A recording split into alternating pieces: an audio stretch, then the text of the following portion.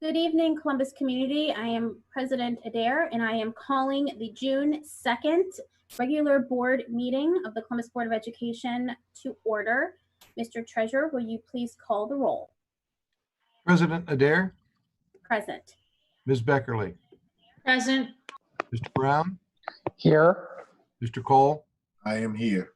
Dr. Pierce, Present. Mr. Ragland, Here. Ms. Reyes. Here. You have a quorum, Madam President.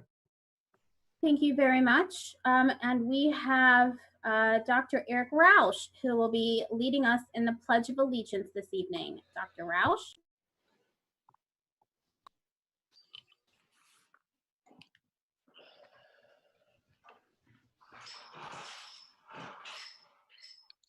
Let's try that again.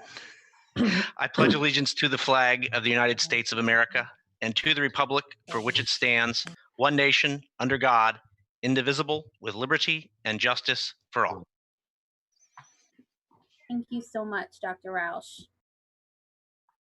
I wanted to begin this meeting reading the statement that this Board of Education and its leadership team issued on May 30th. And then we'll open the floor to the signatories of this statement if any of you would like to provide additional comments. The events of the past week, from the senseless death of George Floyd to the protests around the country and in our city, have left us heartbroken and frustrated. As we are sure our fellow Columbus City School colleagues would agree, our hearts are filled with sadness, anger, and disgust at yet another brutal attack of a member of the African American community. As one of the largest urban school districts in the country, Columbus City Schools must lead the way in spreading hope by educating our young people, not just with the knowledge of content, but most importantly of diversity, inclusiveness, and humanity. It is our responsibility to create the change agents of tomorrow through the education of today. That means we must equip our students with the tools necessary to understand and overcome systematic racism by teaching culturally competent and historically accurate curriculum, especially about the city that they will one day lead. We must also be forward-thinking and proactive in addressing the inequities and disparities that persist within our school district. Equity and cultural competency are priorities for Columbus City Schools and the Board of Education.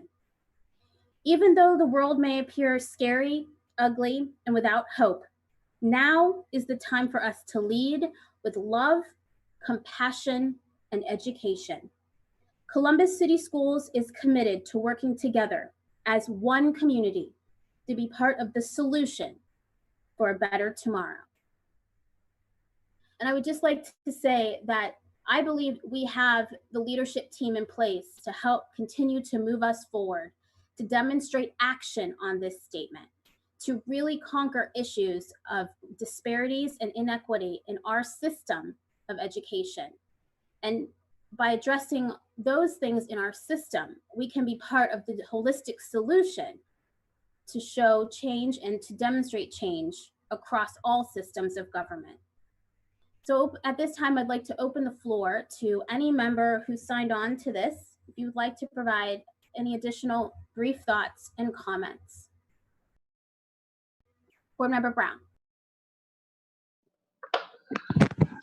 Thank you. And I certainly stand by the statement that we've issued and happy to do that. And at the same time, action is what counts. Proclamations, resolutions, and other statements are nice, but they alone accomplish nothing productive. They may help the speaker or writer feel good that they've done something, or they may help garner political support, but that's a long way from addressing the fundamental issues. Action is what counts. If we truly believe that all people are created equal and have equal fundamental rights, we must identify and take the steps necessary to take our community and our society to a better place. The changes needed are both large and small, fundamental and superficial, grand and commonplace, basic and complex. But unless and until we identify the actions that we must take and take those actions, all we're doing is talking.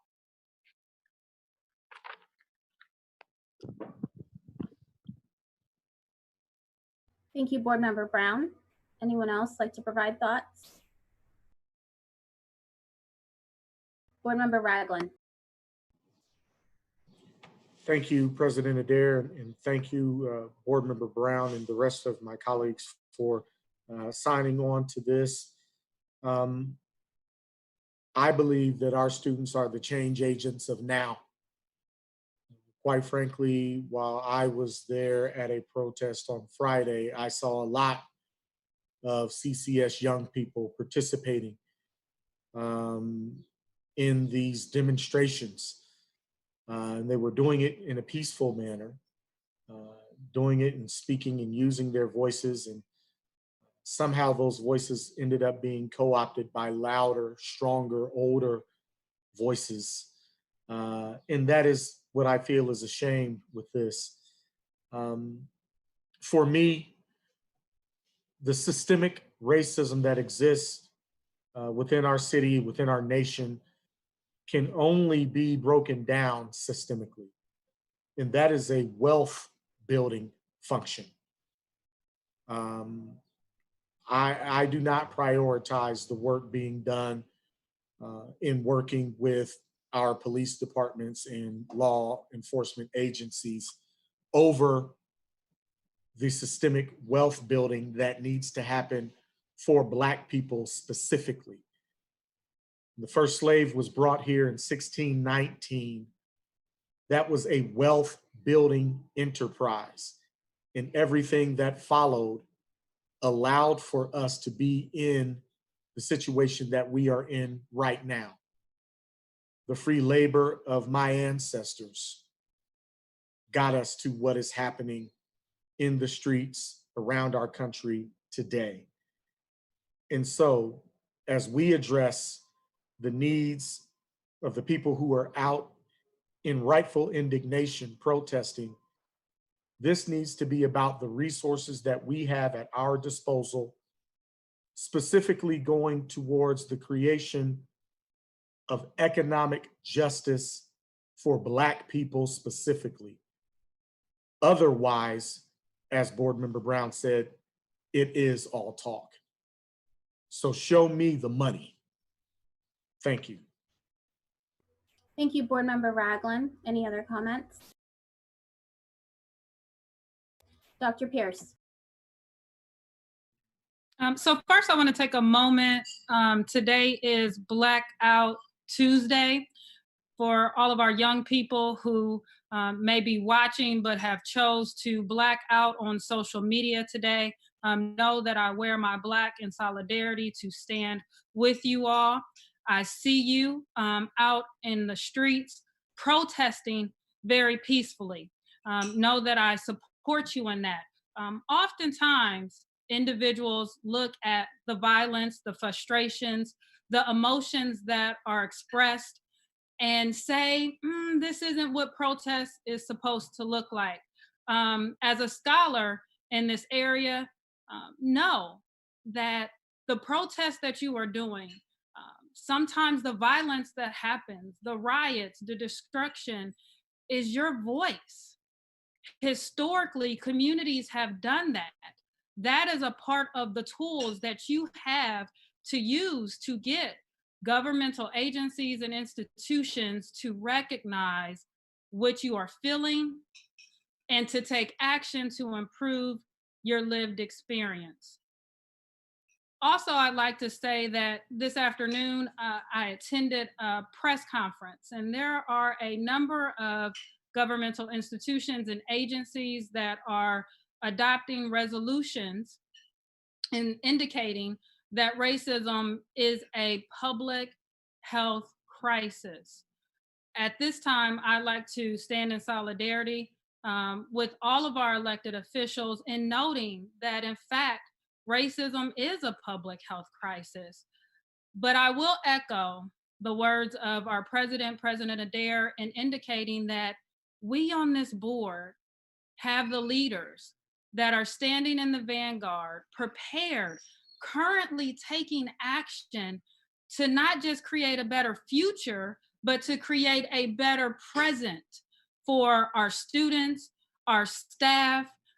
We are currently working on an equity policy.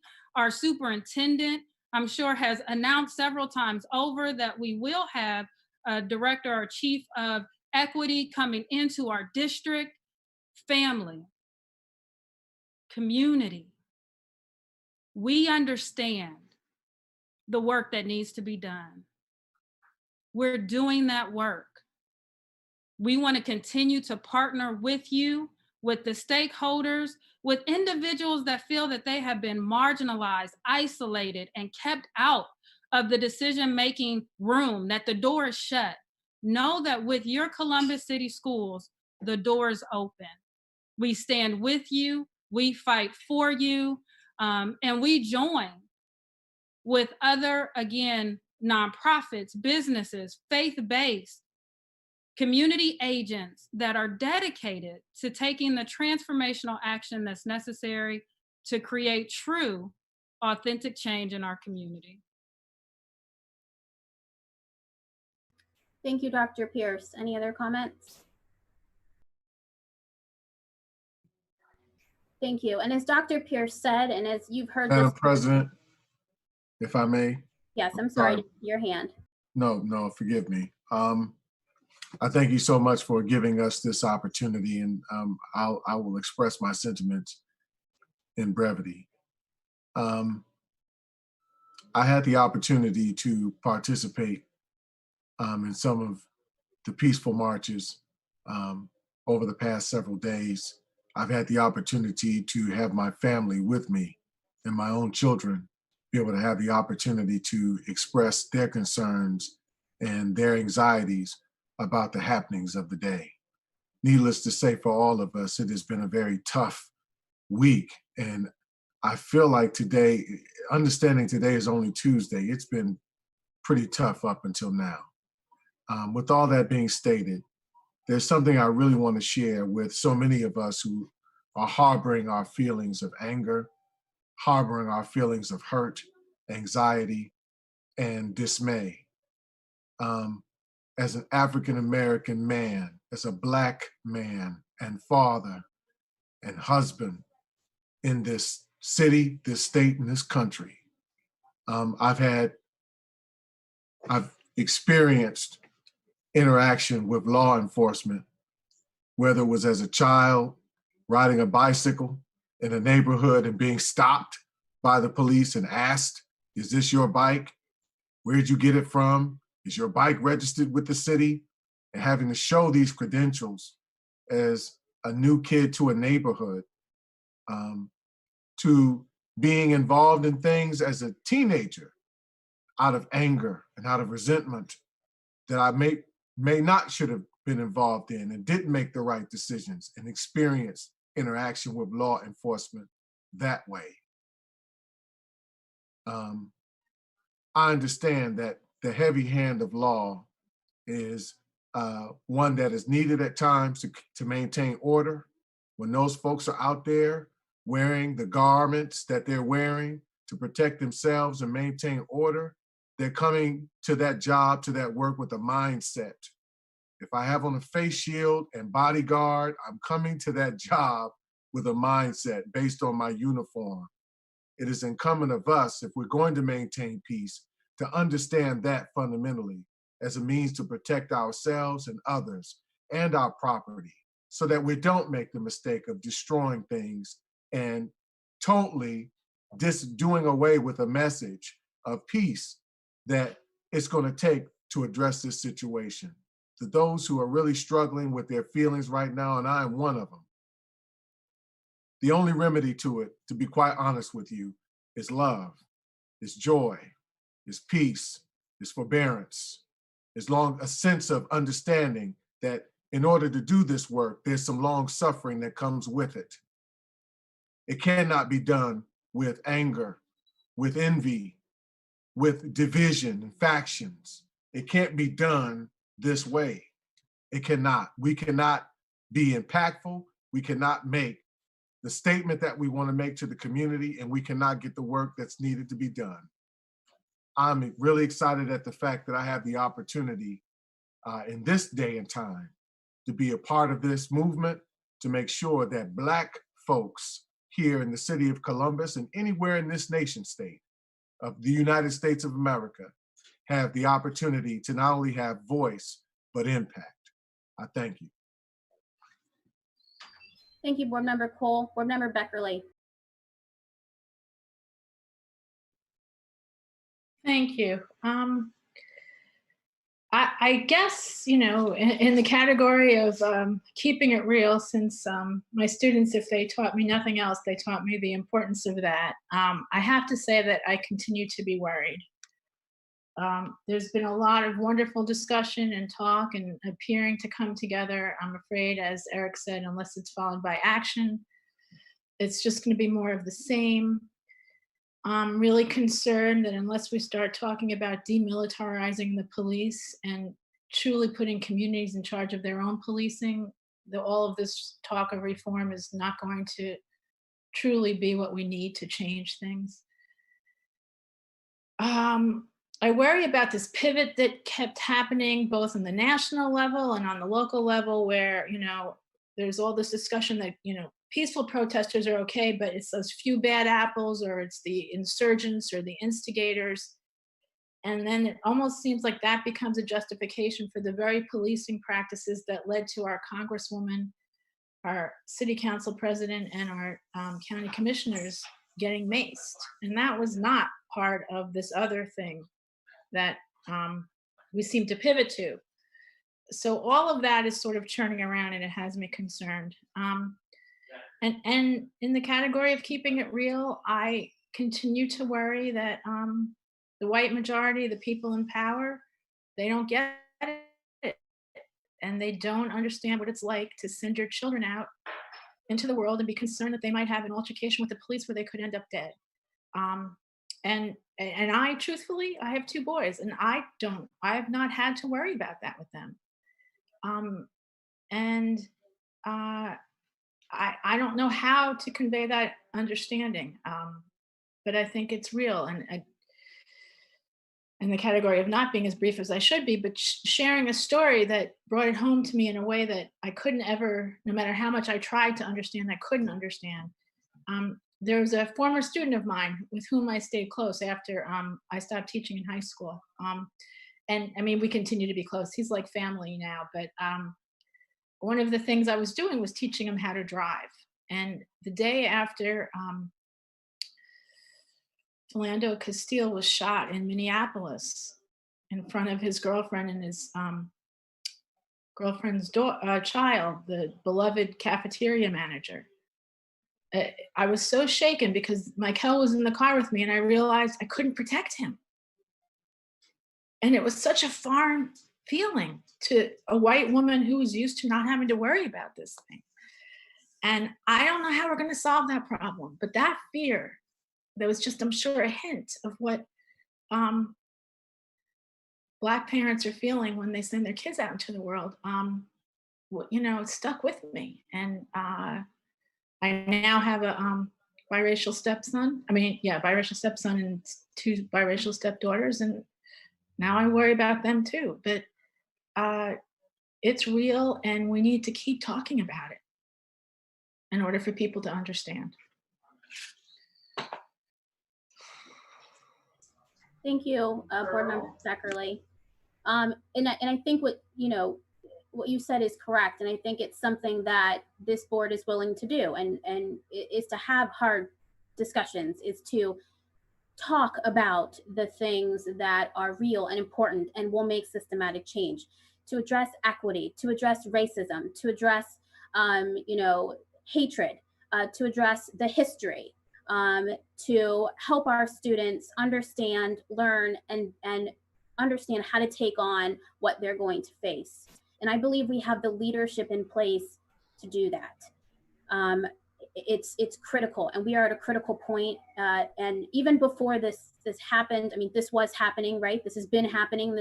But before it came to this head over these past few days, this board has been leading with action. And in these past months, since this new board came in January, we have been moving at a rapid pace.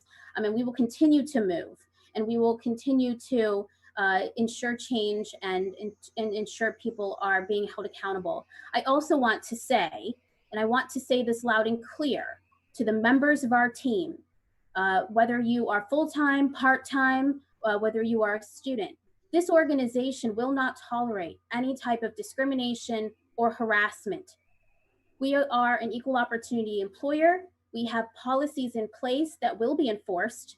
And we certainly do not want any harassment or discrimination towards our students or among students. So know that and understand that those policies are important and essential to how we work as an organization. And with that, we will move on with our agenda.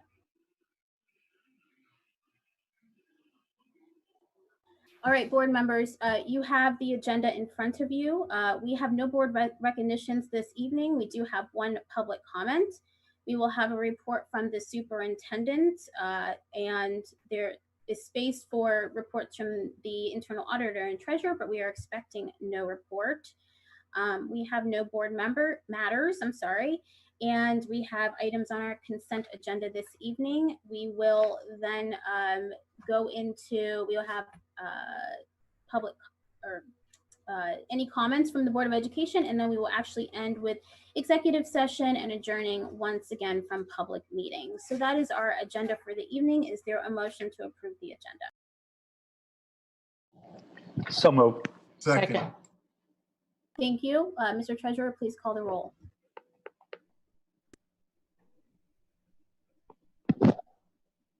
President Adair, Yes. Ms. Beckerly, Yes. Mr. Brown, Yes. Mr. Cole, Yes. Dr. Pierce, Yes. Mr. Ragland, Yes. Vice President Reyes. Yes. Motion carried. Thank you so much. We have no board recognition this meeting, I'm sorry, so we will move into public comment. We do have one public participant this evening. To remind everyone, you have 4 minutes to address the board and let us know. We have Board Liaison Nichols ready with Mr. Thomas Walker, who has to speak with the board about the topic of school budget cuts, the board action. He would like the board to address what a parent or citizen in CCS district can do to help prevent budget cuts in CCS. Board Liaison Nichols. President Adair, the first speaker is on the line. Mr. Walker, you have 4 minutes. Go ahead and begin. Hello, thank you, Misty, and thank you everyone who's on this call. If you're on this call, that means you care, not only about our students, but our community. And I definitely want to say I appreciate everyone.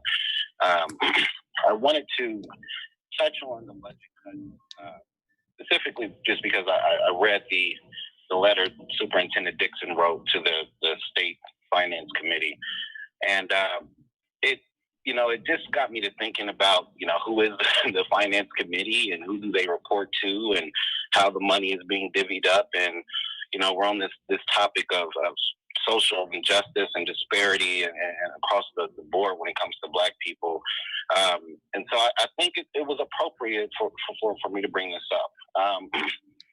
I have a 5-year-old daughter who is not enrolled currently, but will be in the fall. She'll be attending Alpine Elementary. I had her in the lottery. I had her in the school choice lottery. I wanted her to get into Clayton Elementary. Clayton Elementary is by far the best performing elementary school that we have to offer in this district. And then as I started doing more research, I noticed there's really there's two main outliers as far as our schools in this district. Centennial High School and it's Clayton Elementary School. And when you look at the neighborhoods that those schools are in, it's predominantly white neighborhoods. And then so when I started, doing my research on like the Ohio State Committee and the financing and just what goes all into it, I was reading the guide or this guide from the Ohio Department of Education, and it states here that the amount of state funds that a district receives is based on a formula that takes into the account the student enrollment and the property wealth of the district. And I wanted to know, so that state and government funding that's allotted to the district, but then once it's in the district's hands, do we have the option of choosing which school gets what funding? And is that also based on that same formula that's placing the value on the property wealth of the district or that school area at that point?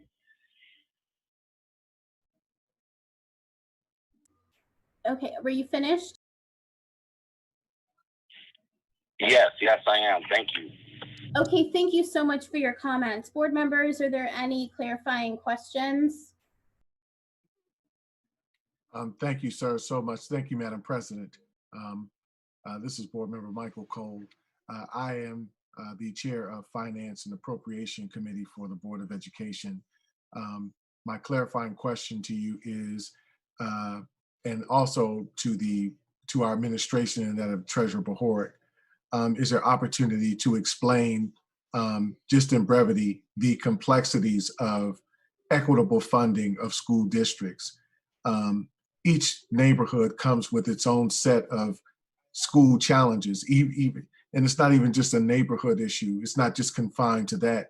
It's actually confined to any number of variables that address the age and condition of a school building, the number of students enrolled, the types of students enrolled, whether those students are high functioning students or whether they are students that suffer from physical or learning disabilities that are also, so each student in Columbus City Schools is not even funded to a certain extent at the same level as another student in particular. But Mr. Bohoric, can you just shed just a bit of light on the gentleman's question and his commentary? Thank you. Certainly, thank you. I think the gentleman raised two issues. One is the level of state funding and the mechanism used to determine that allocation to all school districts in the state of Ohio. And then secondly, how does budgeting work within the district? In briefly, he did identify that there is a formula, or at least there was a formula upon which school funding is, I'll say, allocated as opposed to determined, because the determinant really has to do with the state's overall budget, their priorities and allocations to the numerous programs that they fund with state revenues. But that has been, in my 40-some years of experience, what appears to be, to me, to be an eternal battle of getting the adequate funding for K-12 education. And I think probably now measured decades ago, a constitutional battle over whether or not the state met its obligation to fund K-12 education. And even with the formula, there still are inequities in that formula that have yet to be resolved. So on a local level, though, I think Board Member Cole spoke to it perfectly, that our internal budgeting is in part on a per student basis, but it is also largely based upon the particular needs of students throughout the district that may be located perhaps in a particular building, or just by the very nature of their needs spread throughout the district. So it really is driven programmatically to address individual student needs as best we can. But two excellent topics that we could spend an inordinate amount of time on, but we do devote time advocating at the state level for our district in particular and K-12 education funding in general. And as chair of the Finance Committee, that committee works on the allocations and reviews them for how we distribute those dollars locally. Mr. Bohoric, and thank you again, Madam President. Mr. Bohoric, would you share with our good gentleman and parent in the district when our FAC meetings are, please, in time? We meet on the Thursday that occurs in between the first and third Tuesdays. The first and third Tuesdays are board meetings. So we meet on that Thursday in between, I'm sorry, it's Wednesday. I'm used to the old schedule. My apologies. It's the Wednesday in between the first and third Tuesdays. And we meet at 4 p.m. And those are right now done this way on Zoom and broadcast live. And our next meeting will be June. I believe that is June 10th. Yes, sir. Thank you. Dr. Pierce.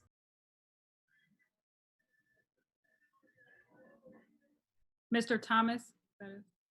Yes, I'm here. I'm Well, sorry. What was the organization? Was it FAC? Yes, sir. Finance Appropriations Committee. Yes, sir. Thank you. Thank you. So, Mr. Thomas, my question is, have you also researched or just done a sample of a Google search around preschool and its impact on K through 5 educational outcomes? I'm sorry, ma'am. I didn't understand your question. Could you repeat that? Yes. So have you looked at just research and Google searches about the impact of preschool on education for elementary school kids and their performance? It's just in general. No, I have not. So I would strongly encourage you to, as you continue to advocate on behalf of all of our students, to look into that as well. As a parent at Clinton Elementary, I will say one thing that often gets overlooked at is what students come into K with.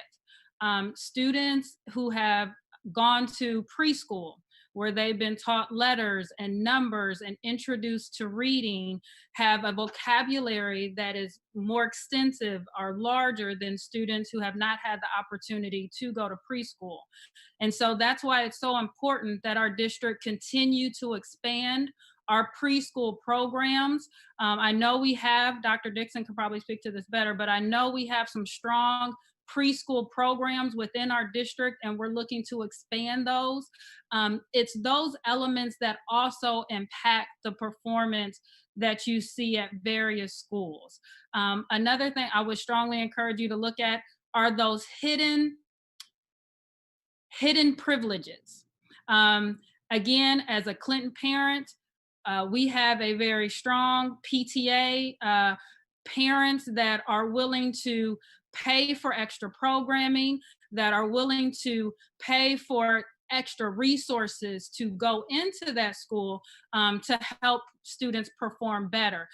So I smile so big when you ask this question, because the timeliness of this question is perfect. It aligns with everything, again, that our school board is working on, expanding our pre-K, preschool programs, ensuring that our curriculum audit is getting good action behind it, that we're looking at our curriculums from the pre-K all the way up through the 12th grade level. But I would encourage you, as you do your research, and mobilize other parents around this issue, so they too can come to the table and stand with us. As our district points out, these things impact performance, and it impacts it in such a way that it's cumulative.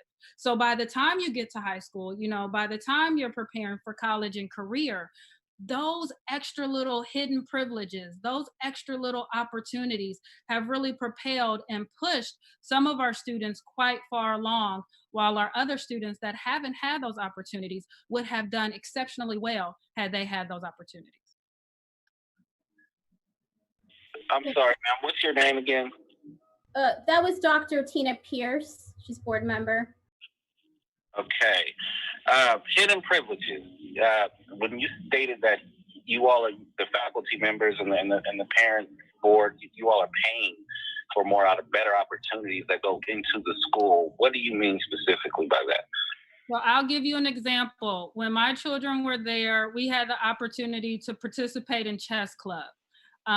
This was at a time when I had just got done with graduate school, so I didn't have a good paying job yet. I was still struggling. We still paying student loans over here, so I'm gonna just be honest. And so I could not afford, I have 4 kids.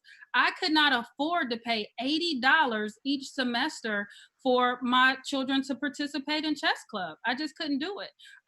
We had a French club over there, and you had to pay a fee for the French club. So these are opportunities that again are given by community members, parents coming together and organizing to bring a particular facilitator in, a particular teacher that can come after school. That's another thing. Some of these things are happening after school. But again, they come with those costs, and they come with families or parents that have the resources and can pay for that. Now, please note, I don't hold that against the parents that can afford to pay those extra costs.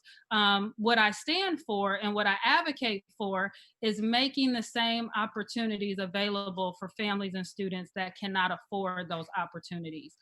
So one thing that I can say about Clinton is whenever there was a student who really wanted to participate in those programs, the teachers, including Mrs. Beckerly, because she was a teacher there at the time, went to bat for those students and made sure that they had the opportunities.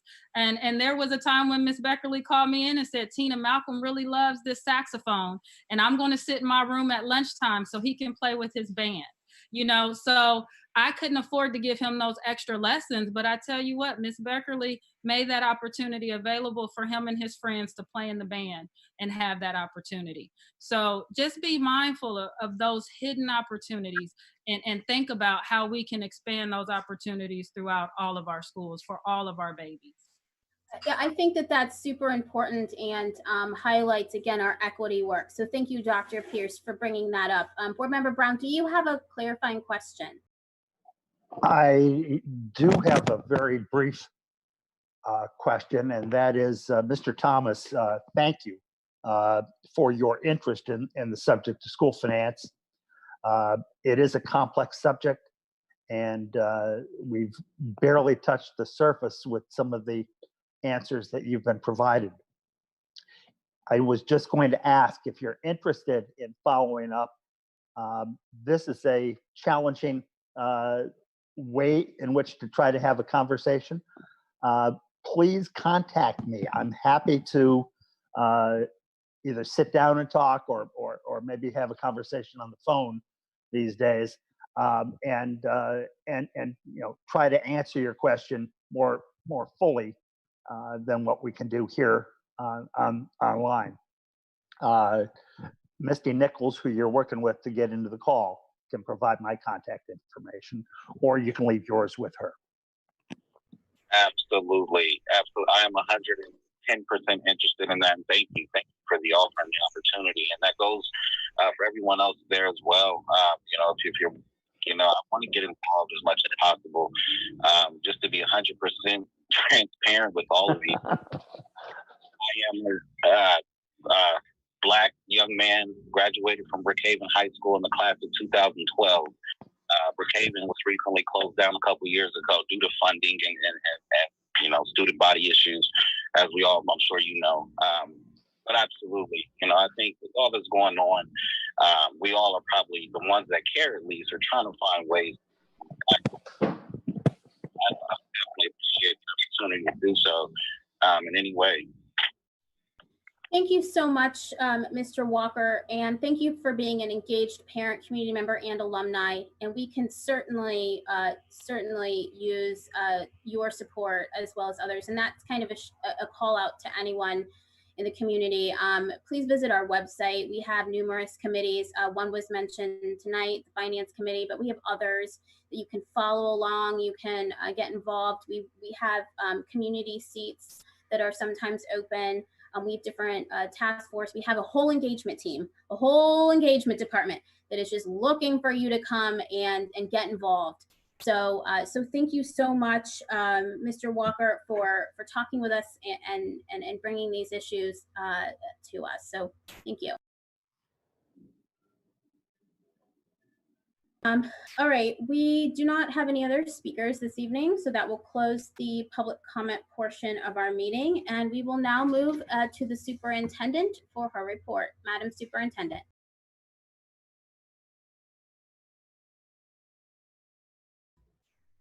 Thank you, board members, and thank you again for the comments that you shared earlier regarding the letter that we all signed off on.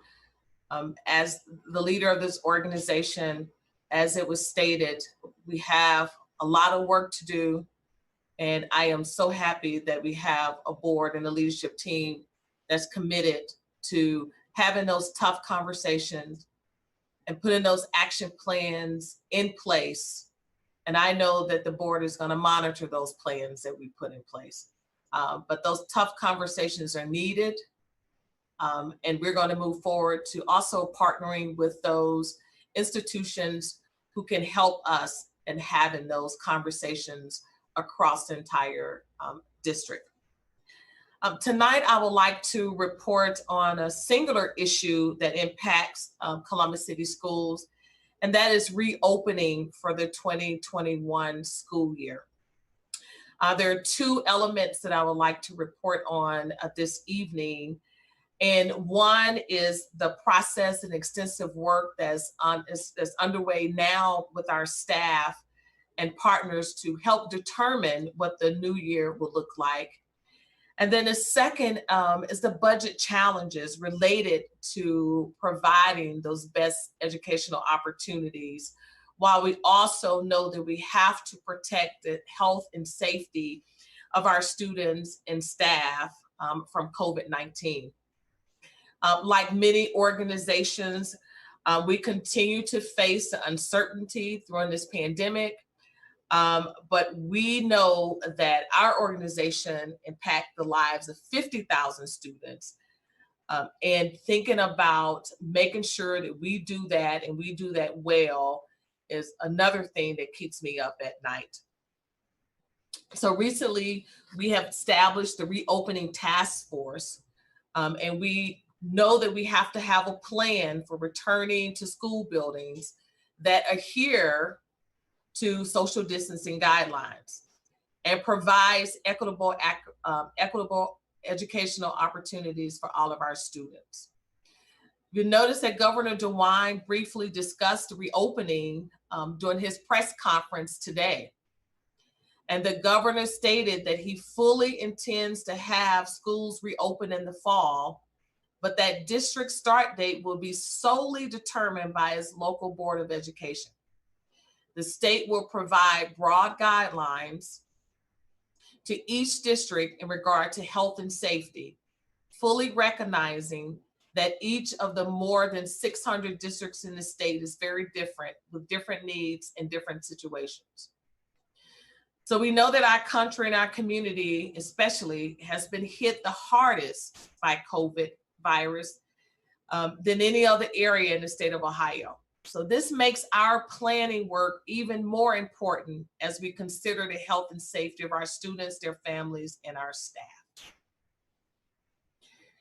So in order to address the community's unique needs, we have the reopening task force is in charge with developing a plan to address the potential scenarios that our district may face in implementing one or both of two options that I'm going to review. So one option is a robust K-12 online academy for the 2020-2021 school year for families who prefer to keep their children at home full time. Establishing a K-12 academy is not as easy as it sounds.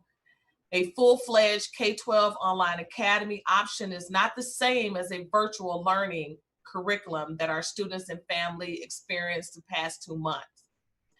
Establishing an online academy option will require a waiver from the Ohio Department of Education, and we have completed that application.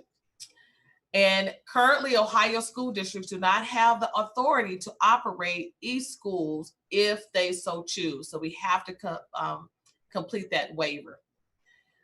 But now some parents and some staff may feel uneasy about returning for the next school year for a variety of reasons. So option 2 is a blended learning model that combines days in-person instruction with days of online instructions, interventions, and conferences. So with this blended learning model, we know that there will be new health guidelines and procedures to follow. We don't yet know exactly what those mandates will look like. We must explore implementation of what we believe the basic requirements will be. That includes a combination of respiratory etiquette, which means the use of mask and personal protective equipment for students, teachers, and staff, and social distancing in all places, including school buses. The task force is expected to provide a recommendation and plan to me in late June, and in turn, I will report the final recommendation plan to the board at that time or near early July. In addition to myself, the task force is being led by the internal auditor, Carolyn Smith, Deputy Superintendent, Dr. John Stanford, and the Special Assistant to Superintendent, Monique Jacquette. The task force includes leaders from the Columbus Education Association, the Columbus School Employees Association, the Columbus School Classified Supervisors Association, and the Columbus Administrators Association. Staff members across various departments and roles, in addition to community partners, are participating as part of 9 working groups.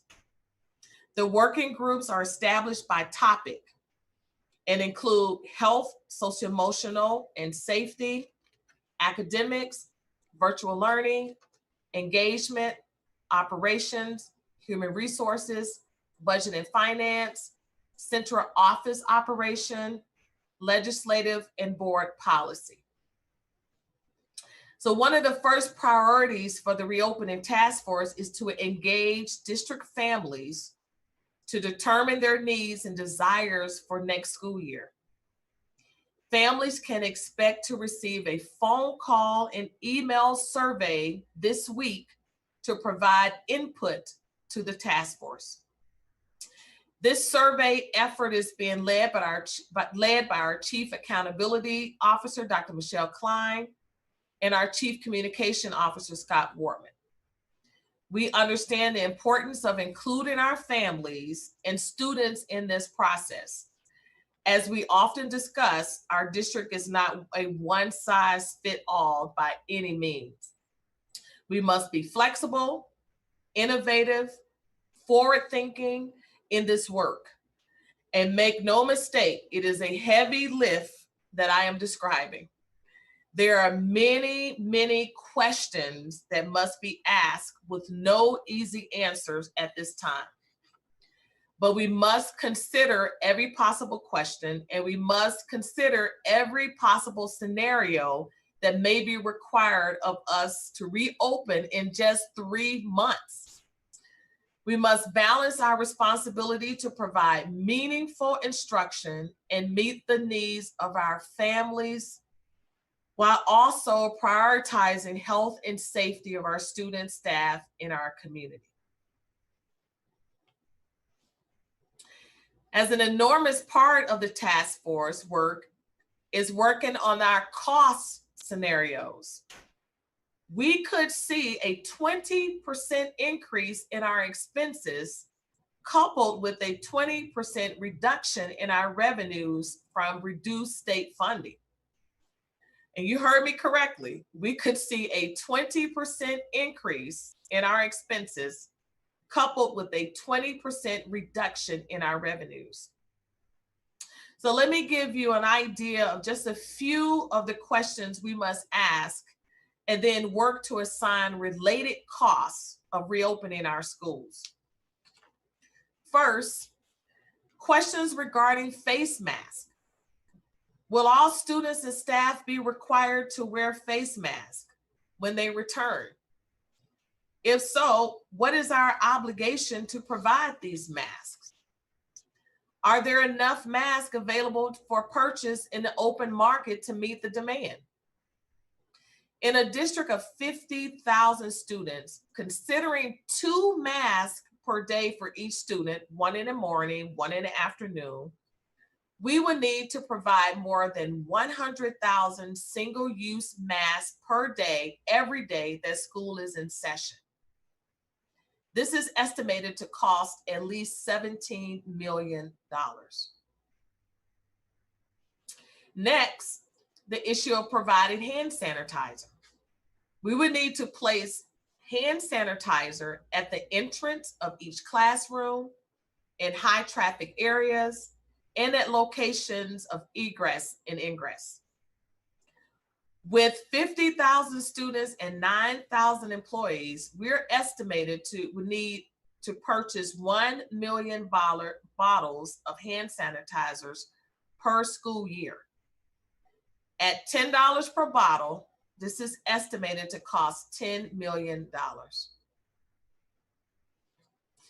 Next, the cleaning and disinfecting.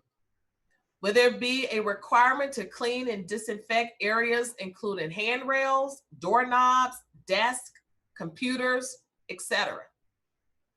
After a group of students leave a facility or classroom, including between class changes, between groups in a cafeteria, if we continue to use them, and after each school day. If so, we would need to add more staff to our buildings to keep up with this type of cleaning schedule. We estimate a $500,000 increase in cleaning supply cost. So let's go back to basic technology. In order to move to a one-to-one computer technology, and we will, we're estimating to need $20 million in upfront cost. We would incur $2 million annually in costs for device maintenance and professional development for staff. Technology needs to be a standard part of our classrooms and learning environments, just like a student desk. We learned quickly the past 2 months that internet access is a barrier for some families to be successful with online learning.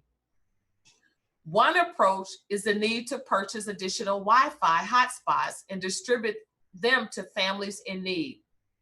There is a $40 monthly cost for data for each hotspot. At last, but not least of the larger issues is transportation. We must first address how we safely get our children to school in the COVID-19 environment. Basic questions we currently have are, will we be required to take the temperature of students before they get on the bus? What do we do with students who have a fever? Are we required to send an elementary student back home where no one may be there? If not, will we place a potentially infected student on a bus with other students, thus impacting their health and safety as well as that of the driver? We would need to install barriers to protect our drivers. Those are all the questions that we're asking. If so, with more than 800 buses in our fleet, it would cost $4.6 million in materials and labor to install those polycarbonated sheets. That's $4.6 million in material. If we have to run buses at less capacity, what would that mean for routing? We currently provide transportation to accommodate more than 40,000 students and nearly 100 different school calendars and bail schedules when you factor in the community schools and non-public schools. We currently average 30 students per bus route. We estimate that with reduced bus capacity, increased routes, and increased staffing, it will increase our transportation costs by $50 million, which effectively doubles our annual costs. As I mentioned, these are just a few of the cost-related questions and issues that we must anticipate. There are many, many more. But let me close with the comments addressing the members of our community, especially our CCS families. I know we want answers sooner than later, but we want our CCS community to understand the extensive and complicated plan we are trying to develop for 50,000 students, while keeping them and our 9,000 employees safe during the COVID-19. This is not an easy planning process. It's not a fast one, though we know we have to make it. We have a deadline and we want to get this information out by the end of June. We have to move quickly and correctly in order to provide the best academic opportunities for our students, so they meet their short-term and their long-term goals and their dreams. And we will do just that. So I appreciate the ongoing guidance of our local, state, and federal health experts. Make no mistake, all my decisions will continue to be made first and foremost following the recommendations of our health guidelines. Safety will always be my first priority. So with that, that's it for my report. Or if there's some questions that I can answer, I'd be glad to answer. And I have some staff members who can chime in as well. Thank you. Thank you, Madam Superintendent. Board members, are there questions? Just a short one for me, Madam President. Thank you. Madam Superintendent, I think I've gotten this response previous, but I wanted to make sure I was clear from you. Are we looking at any point in time or investigating the option of a staggered or a tiered reopening of the district?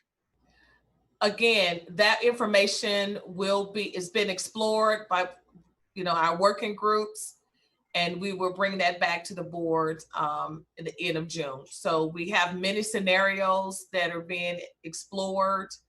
And once we get closer to what we believe that this organization can move forward, we'll report that out to the board at the end of June. Thank you very kindly. Thank you. Other questions? Dr. Pierce? Thank you, President Adair. Dr. Dixon, thank you so much for presenting this information, for really giving our community an understanding of some of the issues and questions that we have to consider as you're making these tough decisions, as we're making these tough decisions. And it just kind of sits with you once you see those costs. So I can only imagine how it's sitting with our community right now as we look at those costs and we know that we want our babies back in the classroom learning. My question is this: have we identified businesses, community stakeholders, and partners that are willing to help us with these costs, that are willing to provide some of the PPEs that we may need?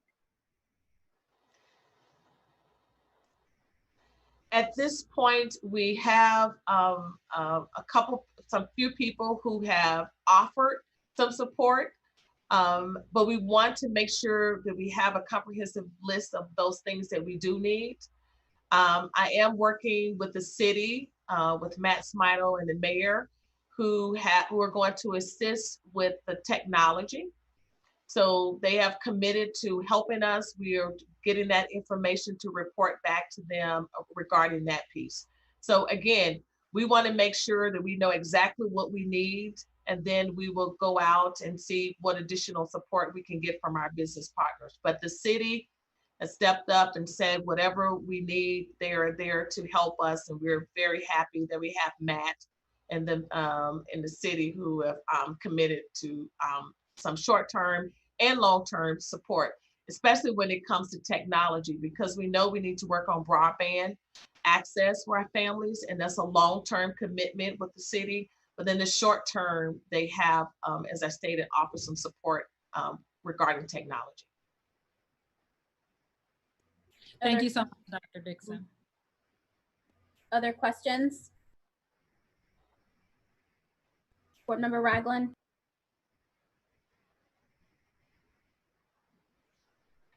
Thank you, Madam President. Thank you, Dr. Dixon. You mentioned that a lot of the guidance we'd like to have a lot sooner rather than later. With this guidance in the word coming down regarding what those guidelines are going to be, would that be coming from the Ohio Department of Education, governor, or some combination of both? Yeah. So we've been giving guidance, and that's very, not any definitive answers of what we must do and must not do. So that's very different. So when you're thinking about what are those must have and what are those things that you could potentially do.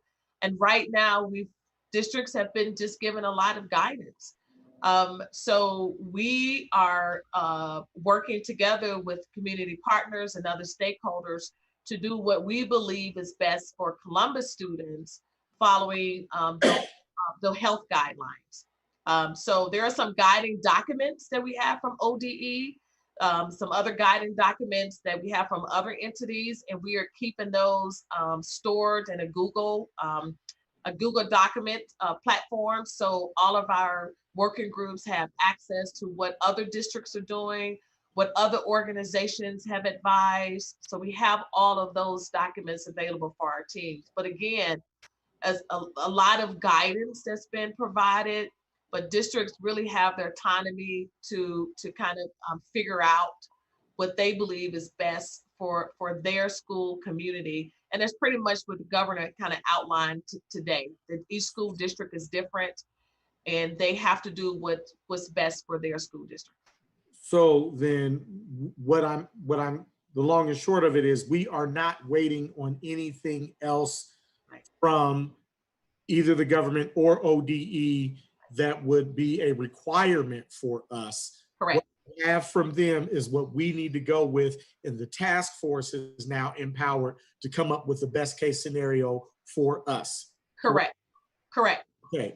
Have we this is a suggestion as a part of the discussion with the task force, considering leadership in the broader education community that we impact as being a part of the task force, because we do have so many transportation issues that we impact transportation for multiple school systems and other districts throughout the city as well.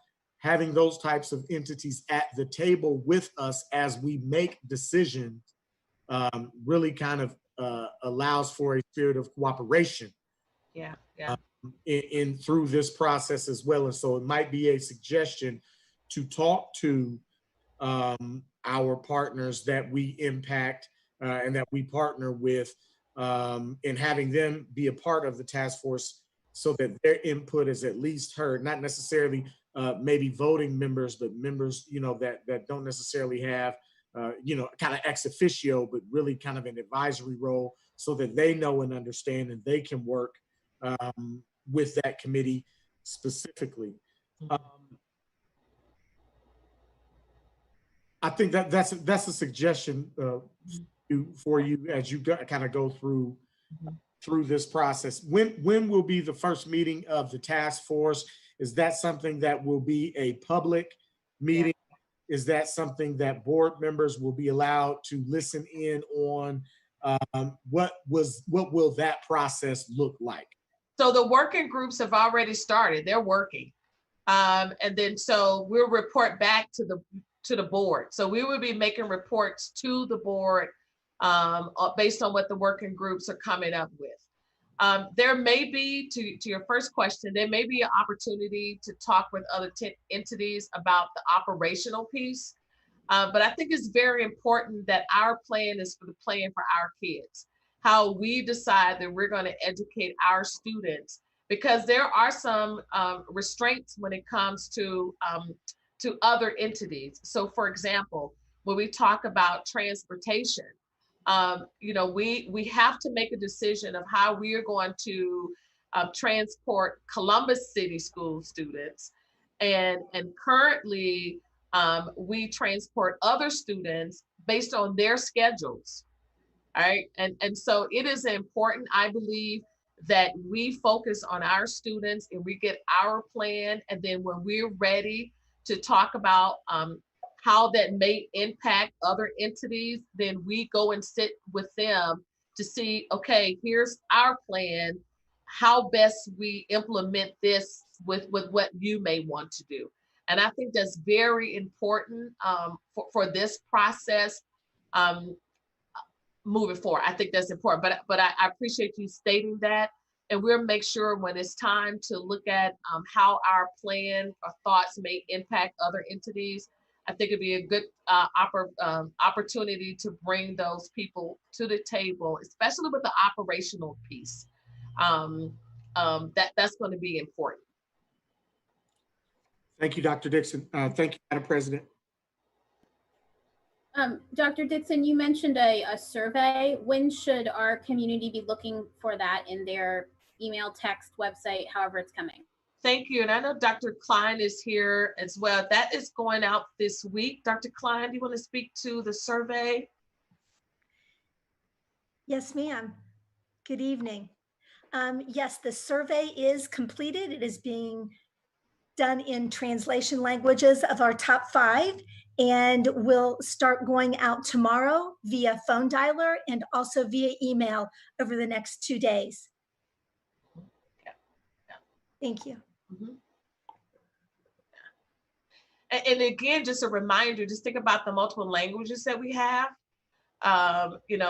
We have to make sure that not only with our surveys, but even our plan moving forward, we just have a lot of students and families that we have to think about. Board Member Brown. Just a quick question on that last point with the translations. What percentage of our students, if you know, are covered by the top 5 languages? Was there a reason for the cutoff at that particular point?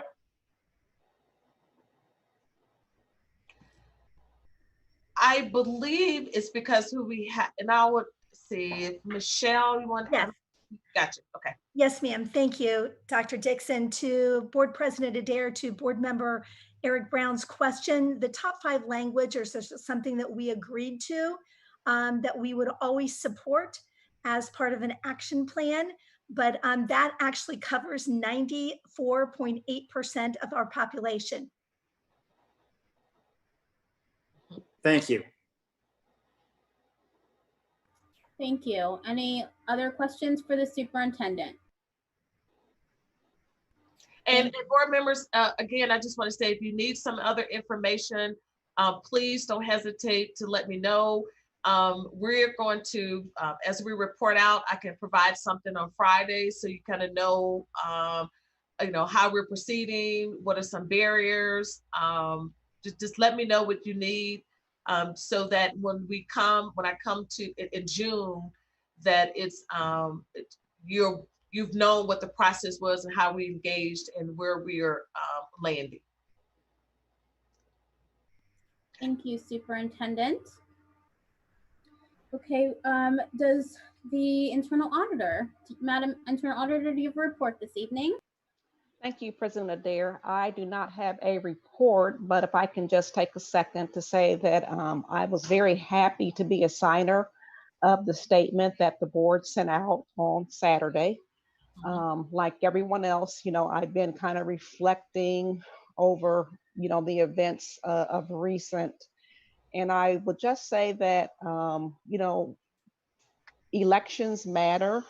One of the things that really struck me was just how comfortable that officer seen with having his knee on the neck of Mr. Floyd, as if it was just another day and it's something that he probably had done before. And, you know, this time, thank goodness that there was the video, you know, that exposed what had probably been happening all along to the whole world.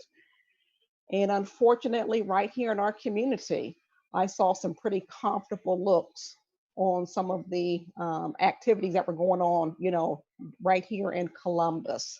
So just, you know, for me, it's just, you know, elections matter. You know, we elect judges, we elect prosecutors, we elect, you know, all of our, for the most part, you know, the leaders who make these decisions. So not an official audit report, but I just wanted to share that, and I was very happy to sign on to that statement. So thank you. Yes, and thank you for agreeing to sign on to that statement and for your thoughts. Moving to the Treasurer's report. Mr. Treasurer, do you have a report this evening? Hi, good evening. I do not have a report for you this evening. Thank you so much, sir. We have no items in board matters, and we will move to the consent agenda. Board members, you have the opportunity to request items to be removed from the consent agenda by vote. Are there any items that need to be removed or you'd like to be removed from the consent agenda? Board Member Beckerly. I move to remove item 10.1 from the consent agenda. Thank you. Is there a second to remove item 10.1 from the consent agenda? Since I can't quickly get to my agenda, could you, what is item 10.1? Yes, item 10.1 involves the approval of board minutes. Oh, okay. Is there a second? I'll second. Will you please call the roll on removal of 10.1? Ms. Beckerly, Yes. Mr. Brown, Yes. Mr. Cole, Yes. Dr. Pierce, Yes. Mr. Ragland, Yes. Vice President Reyes, Abstain. President Adair.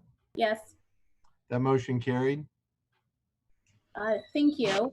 Are there any other items that need to be removed from the consent agenda? Board Member Ragland. Yes, I'd like to have items 17.2 through 17.25 removed from consent. Was there another one you want? Oh, as well as, no, excuse me. I move that item 17.2 through 17.25, as well as item 19.1 be removed from the consent agenda for discussion. Thank you. Is there a second? I second. Mr. Treasurer, please call the roll to remove items 17.2 to 17.25 and 19.1. Mr. Brown, Yes. Mr. Cole, Yes. Dr. Pierce, Yes. Mr. Ragland, Yes. Vice President Reyes, Abstain. President Adair. Yes. Ms. Beckerly, Yes. motion carried. Thank you. We will now go back to item 10.1 and then discuss the other ones that were removed. Item 10.1, is there a motion to adopt 10.1? I move to adopt 10.1. Is there a second? Second. We will now have discussion. Is there discussion? Yes, Madam President. I would like to move to amend the minutes of the May 28th to correct the announcement of the result of the vote on item 4.02 to motion passed. Is there a second to correct the minutes to reflect item 4.02, result as motion passed? I will second that motion. Thank you. Mr. Treasurer, will you please call the roll? Mr. Cole, Yes. Dr. Pierce,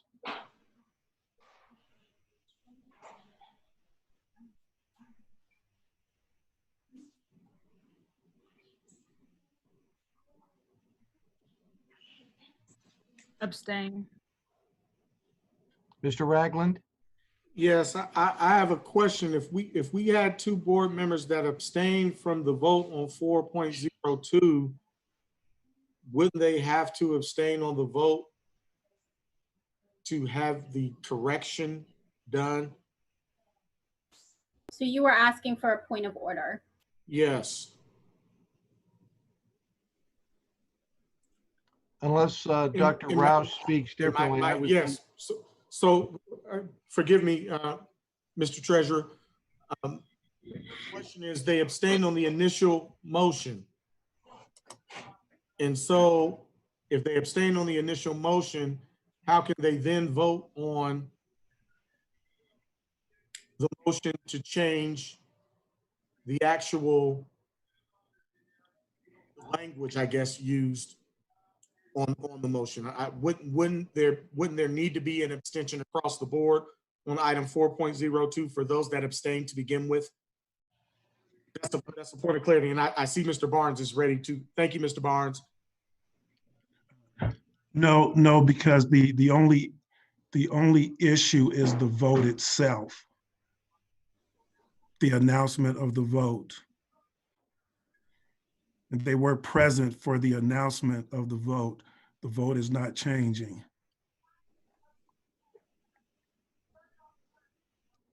Can I interject? Board Member Ragland, does that satisfy your question? I will defer to Board Member Beckerly in her response. Maybe she's got some clarity as well, but she asked to interject, and so I will defer to her first. Board Member Beckerly. I think we're just voting on the minutes themselves and what happened at that meeting or what didn't happen at that meeting. So I think it's okay for a member who was present and appropriate for a member who was present to vote on amending the minutes. That is correct.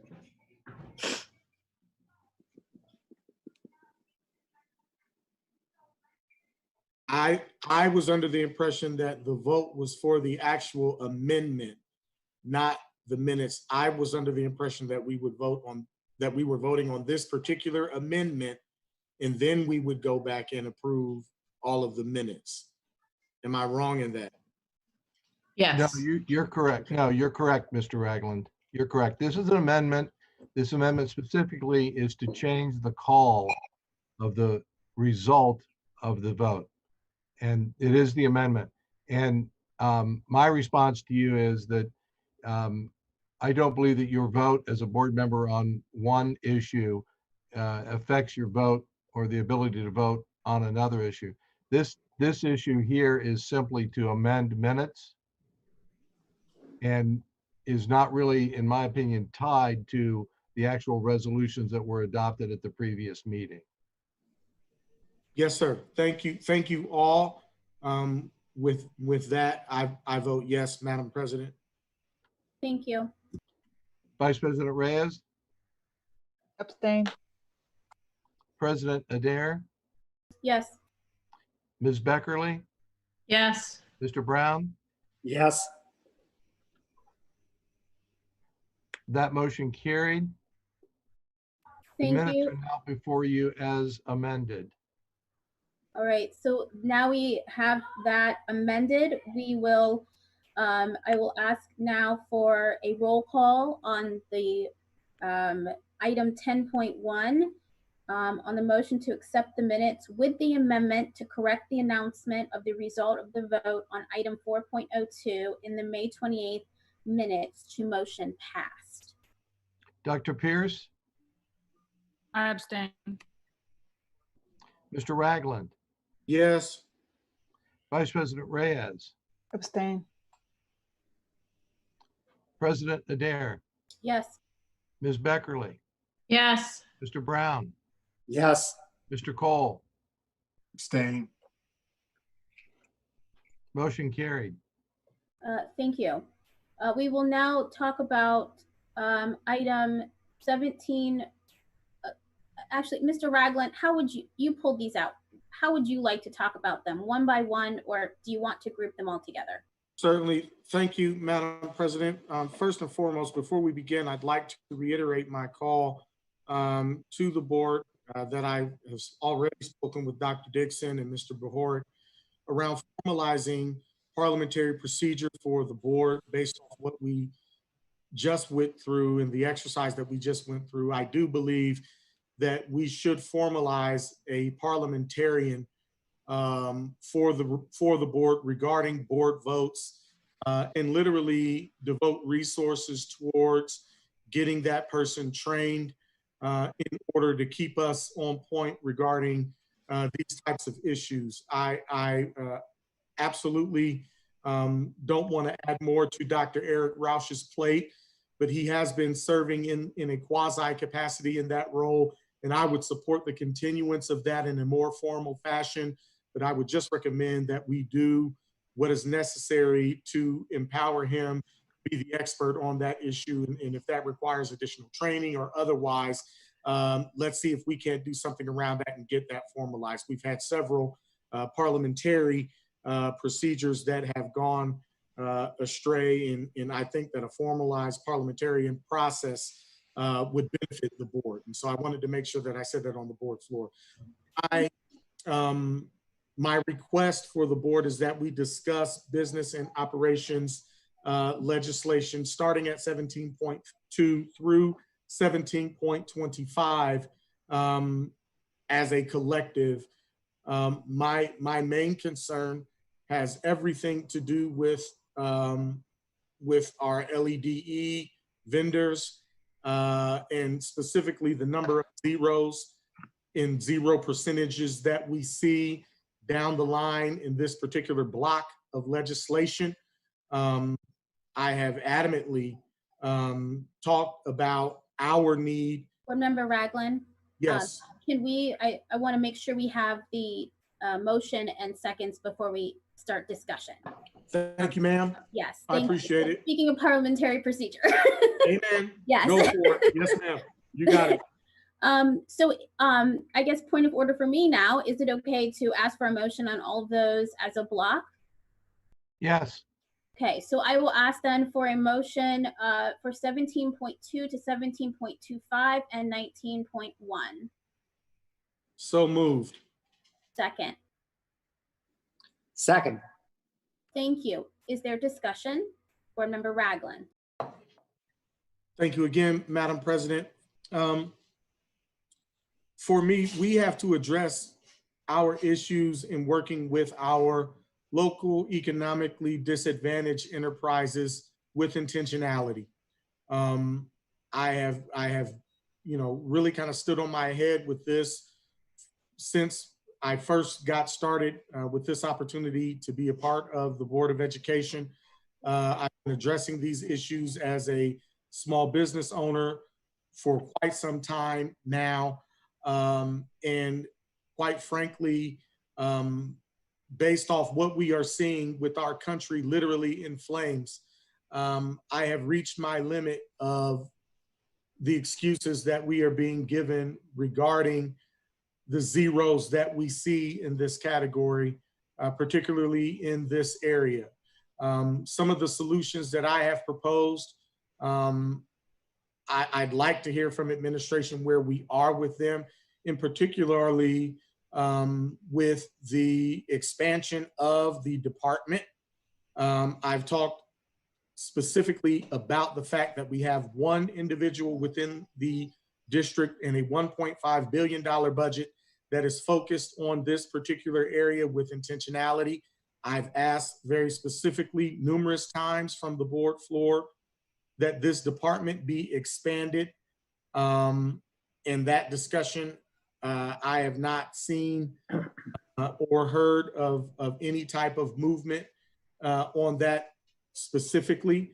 The same response that I've gotten when talking with administration on these particular pieces of legislation, speaking specifically on 17.2 through 17.25, with the exception of 17.14 and 17.24, was that there was an issue around LEDE bids, the number of LEDE companies that are bidding, and the price points for those bids. I believe that the expansion of the department can help us in those areas, but if we never expand the department, we'll never be able to see capacity being built through our process.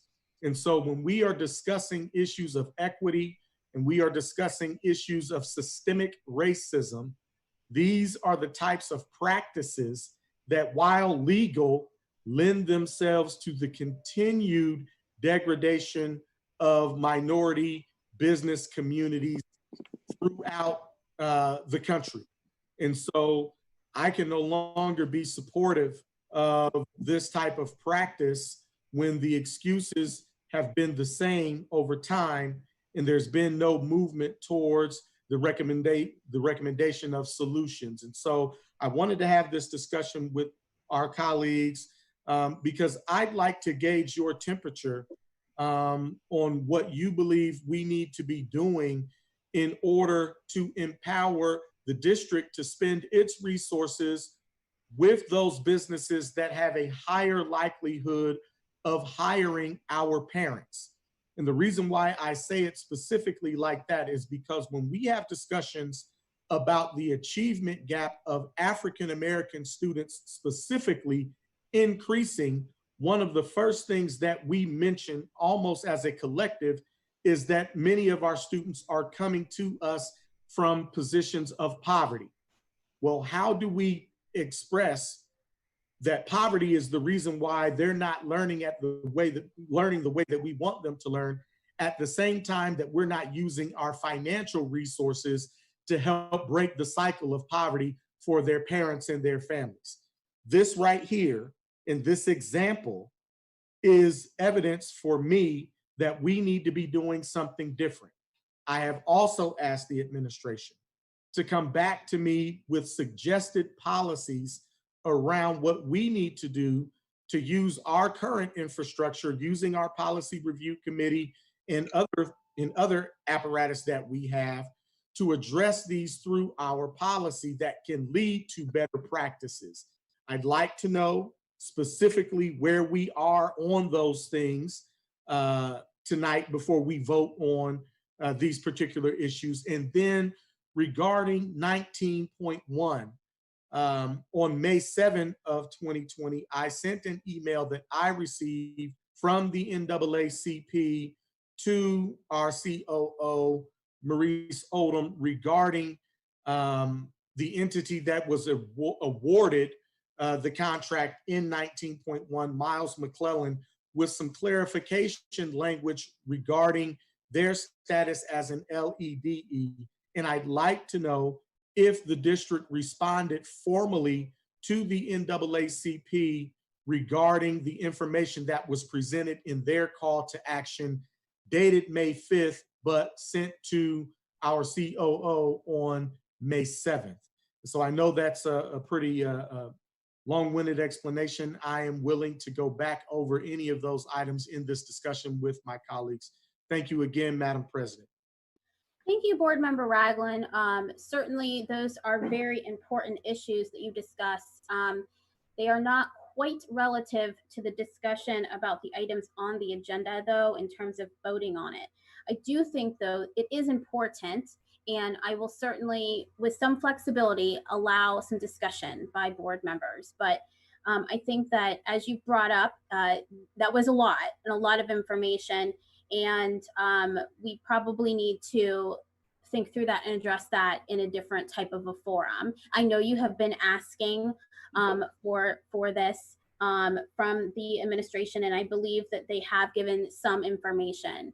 But you know, it's you are bringing up very important topics that we do need to consider as a board. It's just not quite germane to the exact legislation, but I will give some flexibility because there are some board members that would like to speak to that. So saying that, I will give it to Board Member Brown.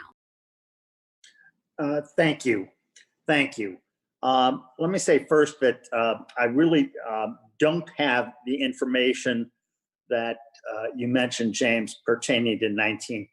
So I'm not going to address that at this point. But the other items, I thank you and I appreciate your raising this issue. I know you've raised this before in general. This particular set of items this time struck me, I think more than ever, as lacking in participation by contractors here in the community, by our local contractors, by our people that fit the category of LEDE, and it's unfortunate. And I think that we do need to do more. Specifically, and I was trying to think about this, and I don't know entirely what our practice is, but in having a long conversation about this issue earlier this week with my wife, I hear from her that the county has made some very good progress on this same issue, and they've done that by having a person on staff who's authorized specifically to go out and identify businesses in the community that fit this, and to not only identify them, but to work with them so that they can bid, so that they can get the information needed, and be able to participate fully, and as a result, win some more of these bids. I think that sounded like a good idea. They've done other things in the past, but that has been successful for them. The individual who's doing that for the county is probably available, at least for a conversation about what she does, how she does it, and to talk with somebody. But I think we really need to focus some resources on this issue specifically, working with contractors and vendors, that it needs to be a high level person who has some authority to speak for the board and for the superintendent on this. And then it occurred to me that, gosh, we've got, we've done some things directly in purchasing, but we've got a new position starting August 1, Chief Equity Officer, and perhaps that person or somebody in that department can be specifically tasked with working on doing exactly what we're saying, and identifying those businesses, working with them, and making some real progress to get winning bids for them. So we do have a staff person who does do that, Eric, and I don't want the community to think that we don't. The problem, and what Board Member Ragland was saying, is his argument is we just have one, right? And so it's about providing her more resources. She does an excellent job, and she does go out and recruit, and she actually came and presented at a board meeting, if you recall. But those are very good comments, and definitely, again, thinking through how do we solve this issue as a city. This isn't just a problem that Columbus City School has as a government entity. Others have this as well, and mentioning the NAACP and other groups, that this is a very high priority. How do we better come together and work on this issue if this is important to the whole community as a whole? So Dr. Pierce, comments about the legislation. So might I suggest, when you're saying how do we work together, around this issue as a whole. This is one of the very issues that are listed in the Franklin County Franklin County Board of Commissioners resolution on racism as a public health crisis. It's specifically detailed in their action items. And I think that our board needs to really strongly consider how do we move forward to establish such resolutions, such policies, and such action steps to be able to, again, institutionalize what we want to see, to begin to put measures around the outcomes that we want to see. And Board Member Ragland, time and time again, has indicated that an outcome he would like to see is more of our LEDE businesses benefiting from the work in our district, so our families can benefit, so our students can benefit. So again, I think it's possible for our leadership, for our board to do this work. And I would volunteer to lead that work. Well, I'm sure Board Member Ragland would like to lead that work. But this underscores. We will go together. We will go together. There we go. I'm happy to help. We will figure this out, and we will figure out what committee, and we will work through our committee structure. And thank you, Board Member Ragland, for being a tireless advocate on this effort. And Board Member Beckerly, I see you have a comment. Yes, I just want to make sure that we're looking at both aspects of what Board Member Ragland mentioned, which is not only that their LEDE participation is improved, but that, and they're two separate things really, that employment of people within the district is also on our radar. Because those, it's not the same thing necessarily. And I think it's important that we look at both. Okay, thank you. Is there now, let me go back. Mr. Treasurer, will you please call the roll on items 17.2 through 17.25 and 19.1? Mr. Ragland.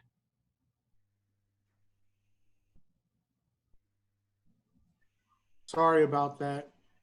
I am voting yes on item 17.14 and 17.24, and voting no on the rest between 17.2 and 17.25. I'm also voting yes on 17.1. Excuse me.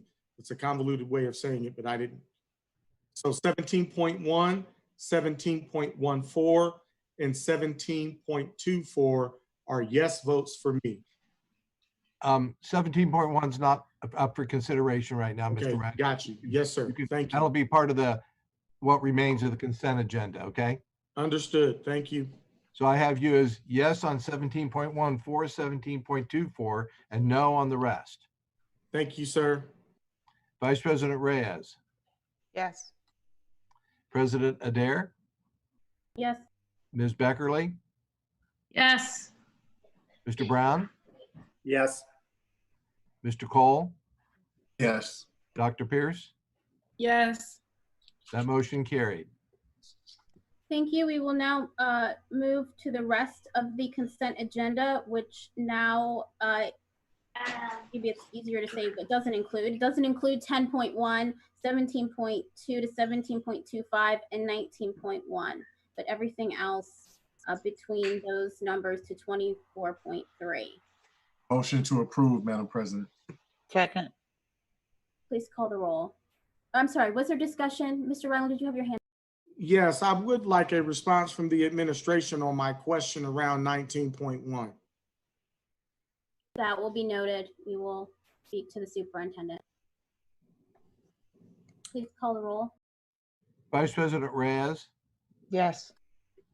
President Adair. Yes. Ms. Beckerly. Yes. Mr. Brown. Yes, except as to 18.1, on which I vote no. This matter continues to be a distraction when we've got far more important things to deal with. Mr. Cole. Yes. Dr. Pierce. Yes. Mr. Ragland, Yes. that motion carries. Thank you so much. We will now move into item 25, which is announcements from the Board of Education. I would like to start by recognizing this is the beginning of June, and that is Pride Month. And something that we have traditionally done is participate in the Stonewall Columbus Pride Parade as a school district. And that parade has been postponed at this point until October. We hope it can still go on in October. But we still wanted to take the opportunity to recognize this month and what it stands for. And we will be putting out a series of videos to highlight the commitment that the school district has around mutual respect and understanding of one another, which goes along with the conversation that we had earlier today. We will call this series Celebrate Diversity, and we will offer messages of inclusion, acceptance, respect, and equality. We've invited board members as well as others to participate in these videos, and we just are announcing that and wanting you to be on the lookout for them as they hit your social media, I believe on Fridays, starting this Friday. If you have any questions, and I want to give a shout out to thank all of the people that traditionally help with the Pride Parade and getting our students involved and our families involved. And I know that you will work to do that when it is rescheduled. But I want to thank you anyway right now during this month. And I want to thank Scott Varner from our Department of Engagement and Tyler Carter from our communications office, who will actually be working on these videos. And you know, as our statement says, and as our inclusion statement says, you know, we really value everyone, and certainly want to support all of our students and faculty, and parents and community. In the LGBT community. So I just want to have that announcement and be on the lookout for those videos. Do any other board members have any other announcements this evening?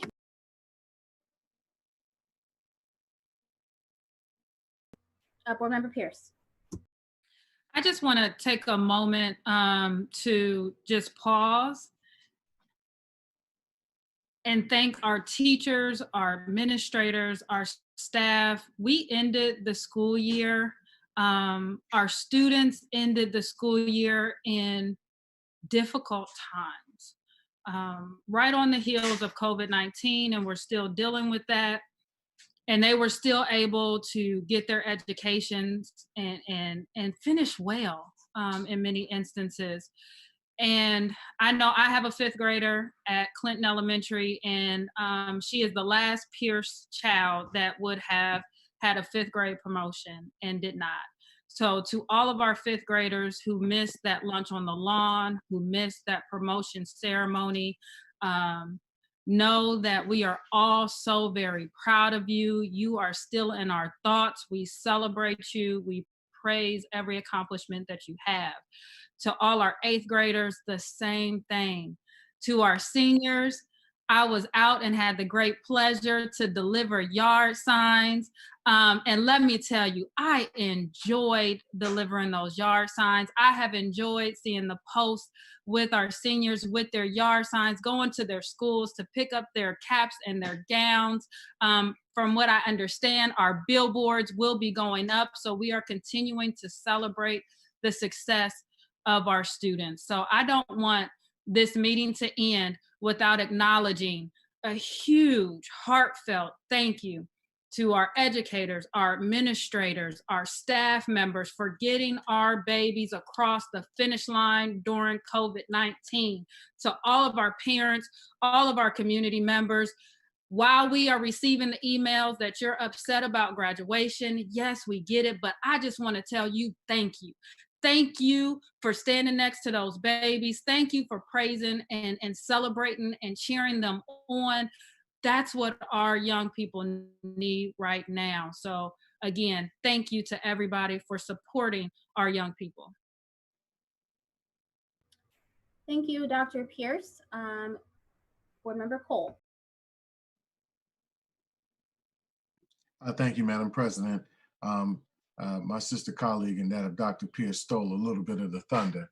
But I just want to echo her sentiments and saying thank you to all of those who played such a significant role in making sure that our youngsters have finished the finish line, not just for senior class of 2020, but also our 8th grade graduating class. I want to make sure that they are not forgotten. If any of those parents are watching right now, we all love them, and we all are continuing to encourage them to step into 9th grade through 12th and give it their best and succeed. In closing, I also, along with my daughter, both of us went and delivered yard signs to our seniors. And it was a wonderful, wonderful experience, particularly in that of me offering apology for the decision that I personally made in voting yes for virtual graduation, and explaining to them that this was not about doing something easy or convenient. It is not convenient when you are the parent of a graduating senior. This was something that was specifically about safety and well-being of families, and wanting to celebrate in the safest way possible. COVID is not going away anytime soon. It certainly has not gone away at this point in time, and the weather's warming and things are changing. But the response that I received back of grace and of love and appreciation was just an awesome feeling.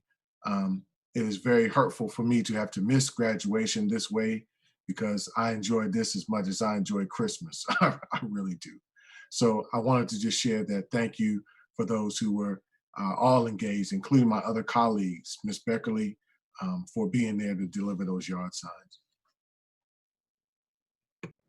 Thank you, Board Member Cole. And I believe Dr. Dixon, I delivered yard signs, Yep. and I think a couple other board members did as well as a lot of our community partners and our engagement team who is out there. I Know I Can and the City of Columbus were also major sponsors of that. So thank you to everyone who made that happen and are continuing to celebrate our senior class. So thank you both to Dr. Pierce and Board Member Cole for bringing that up.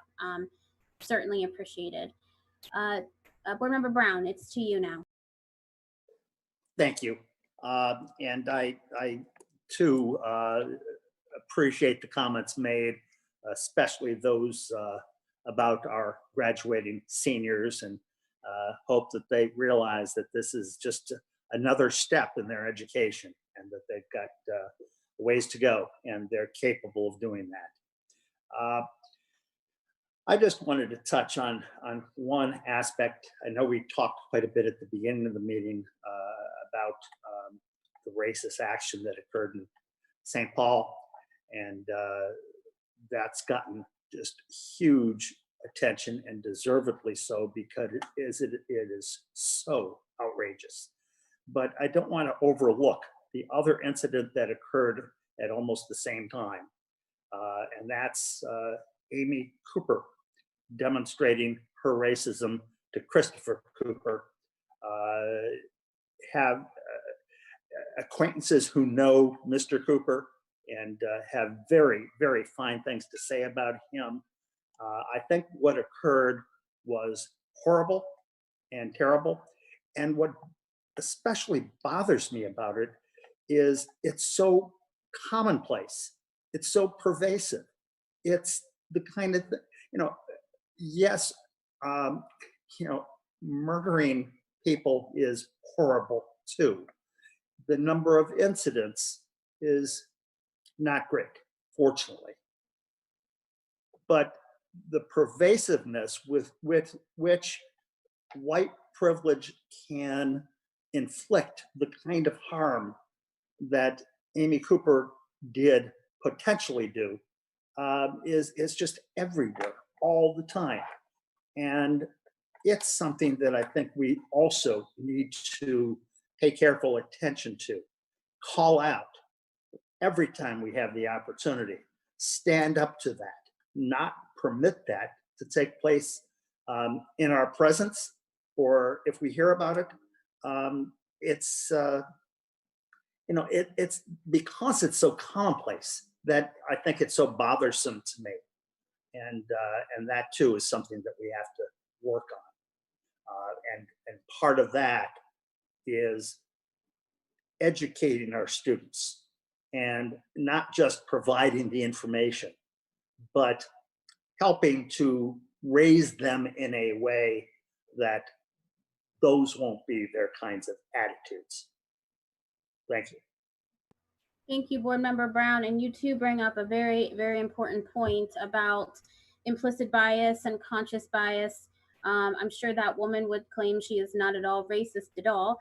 You know, but that's what happens. It's very embedded in who we are and how we work as a culture.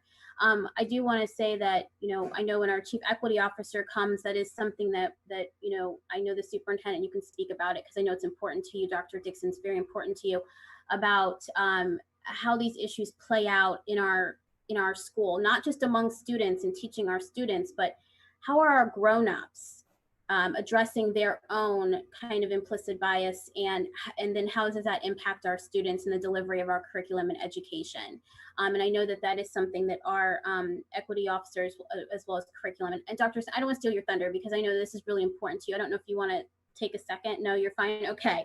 You know, it is something that I know that that we are working on. Again, a plan of action, actionable steps, ways to address it. That's what this board is about. That's what this leadership team is about. Okay, any other announcements? Oh, Dr. Pierce.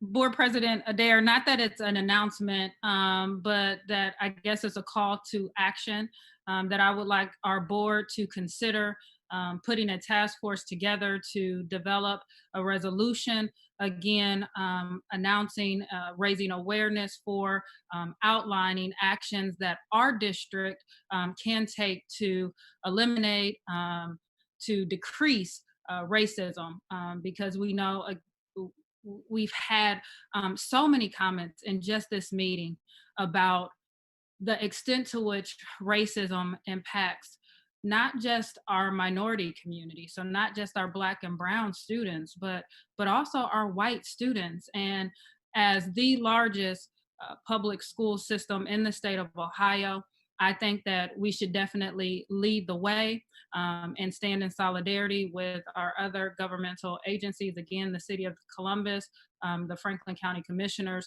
to craft and adopt our own resolution of racism as a public health crisis.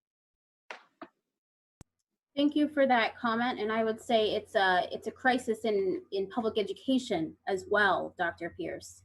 And as we focus on education, you know, that is why you have elected us to sit and govern this district. And I think that as we continue this work, again, this full leadership team is on board with addressing and taking actionable steps to address these issues. So at this point, I don't think that there are any other announcements. I'm looking at your hands in the chat. I see nothing. So we will go ahead and close this portion. And we will move in to our next part of executive session, and Vice President Reyes has a motion for that. I move the Board of Education go into executive session per section 121.22 G1 of the Ohio Revised Code to consider the appointment, employment, or compensation of public employees. Is there a second? Second. Please call the roll. President Adair, Yes. Ms. Beckerly, Yes. Mr. Brown, Yes. Mr. Cole, Yes. Dr. Pierce, Yes. Mr. Ragland, Yes. Vice President Reyes. Yes. Motion carried.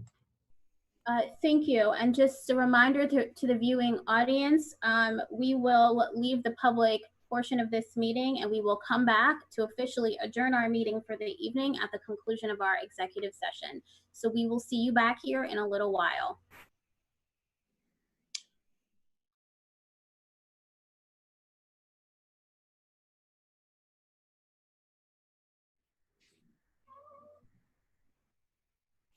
Thank thank you. We are back from executive session, and the only thing left to do is to call for a motion to adjourn. Is there a motion? I move to adjourn. Second. Please call the roll.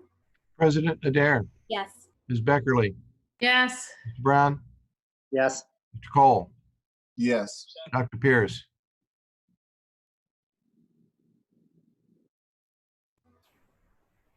Dr. Pierce? Oh, I think she's frozen. Uh-oh.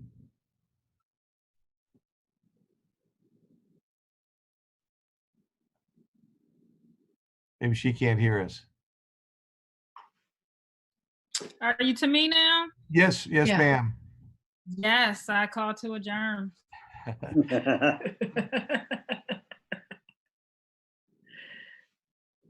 Mr. Ragland Yes. and Vice President Reyes. Yes. Motion carried. Thank you, everyone, and have a wonderful evening. Thanks, Good night, everyone. all. Take Good care, job. everybody. Good time.